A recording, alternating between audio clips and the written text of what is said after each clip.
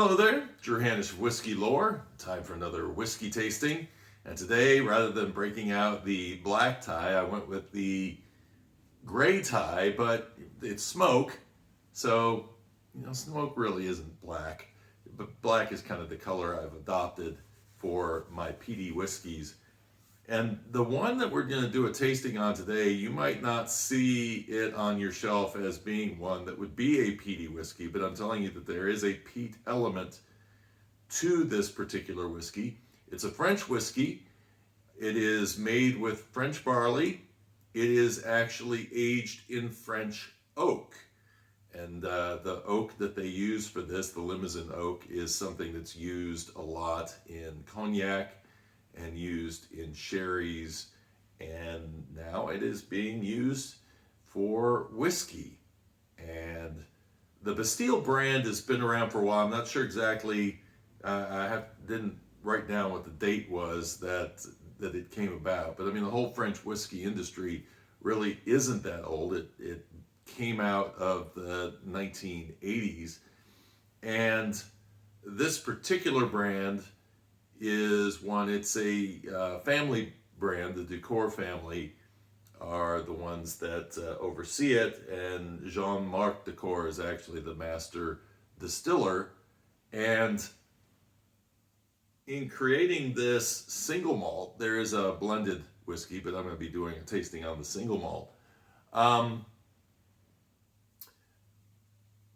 Gives us an opportunity to kind of get a hint of what the French sensibility would be towards distilling of whiskey. Double distilled in copper pot stills, so really paying homage to the Scottish style of developing whiskey. And this particular whiskey, it may surprise you, but it shouldn't. The more you get to know French whiskey, does have a peat element. And so when I pull this to the nose, that is the first place that it is going to become richly apparent that there is a briny peat note to this whiskey, and it's quite prevalent actually. Now this is 43% alcohol by volume. It is a single malt, 100% malted barley. Barley comes from France.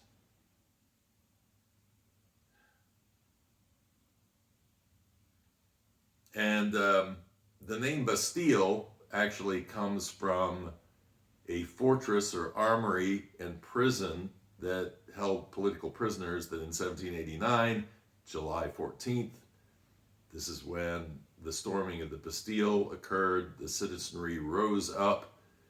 98 citizens were killed. One government official was killed. But it really began the French Revolution. The news spread across the countryside, and the French Revolution developed from there. By the way, I love history, and I remember when I went to college and I went to my world history class, and we started researching and learning about the French Revolution. It is one of the most mind-numbing bits of history, trying to keep all the characters together and who's what and what estate, and it gets crazy in there. So don't ask me to recount and recall the French Revolution, because it's a little bit hard for me even today. It twists my mind into a pretzel. But interesting note about the Bastille: if you went to Paris today, you would not be able to find it, because there's a little debate about it at the time, but it was decided that rather than having it as a symbol for the people, they would actually dismantle it. So they quickly dismantled the Bastille. So you will not be able to go see that in Paris. This is made with a 120-year-old yeast strain. So we talk about here in the United States about how yeast is so important to distillers, and that some of the distillers, like Jim Beam, the family actually kept the yeast tied to the family dog and put it down a well at night to protect that particular yeast, and that these yeasts have gone down through generations. But Prohibition kind of killed off a lot of those yeasts that would have been around pre-Prohibition. And so to have a 120-year-old yeast strain is actually something that is pretty rare, that you would have something like that. So very interesting to note that. The nose on this is filled with spices. I get citrus on the nose, but I get that peat as well. And I think that if you are a fan of Islay whiskeys, you're going to enjoy the nose on this. The question is, does it flow through to the rest of the experience? A little caramel in there also, and maybe a little mineral-y note that comes in on top of that. Maybe get a little leather note as well. It's my understanding that this whiskey is somewhere around 10 years of age, but there is no age statement on it. Cheers.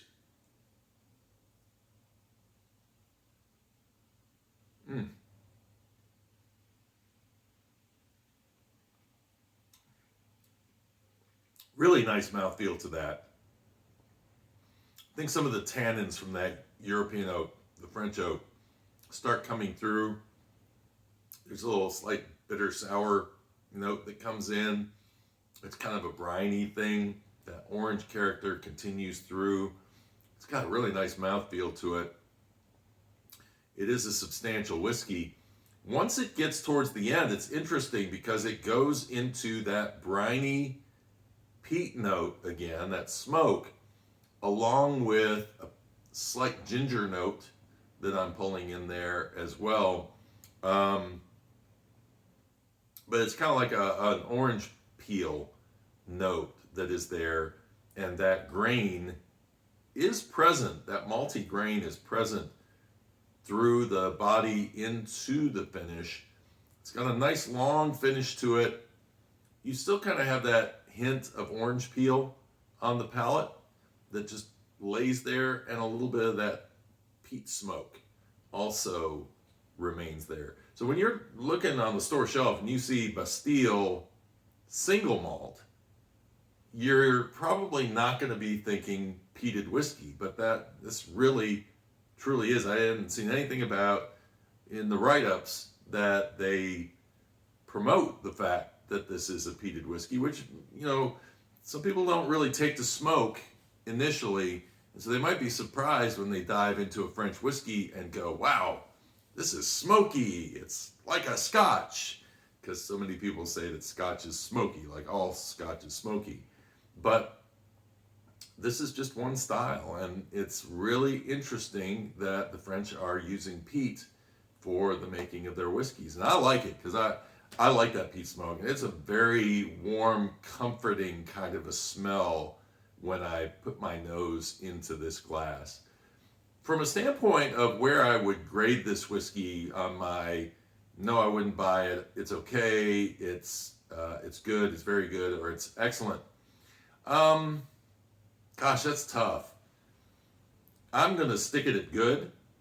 I think it's got promise to move up that scale.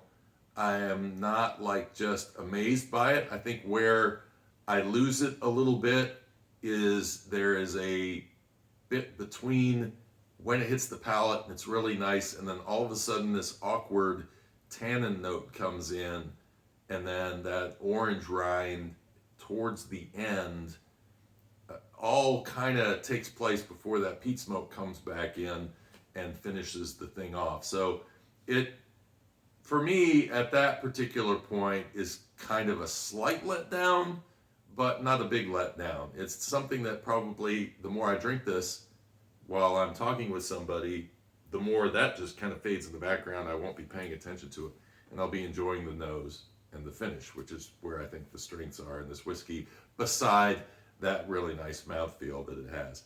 So I hope you enjoyed this video. I hope next time you go into the store and you see Bastille on the store shelves, which probably is going to be the blend rather than the single malt, But if you see the single malt, you'll have a better appreciation for what it is and for what the French are doing with whiskey, because there are a lot of distilleries in France, and we're going to start seeing more and more of those names coming along. So it's good to kind of get a foothold and understand that there's some quality out there, and that it will probably soon be getting some more attention. So if you enjoyed the video, give me a like and subscribe if you'd like to watch more of these videos. And until next time, cheers and Slainte.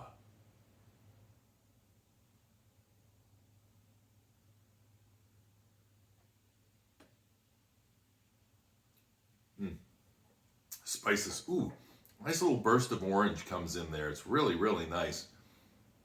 And then into that smoke finish. It's funny, the smoke's just hidden there for a moment, and then all of a sudden it just kind of rolls in. A little smoke rolling in. Cheers.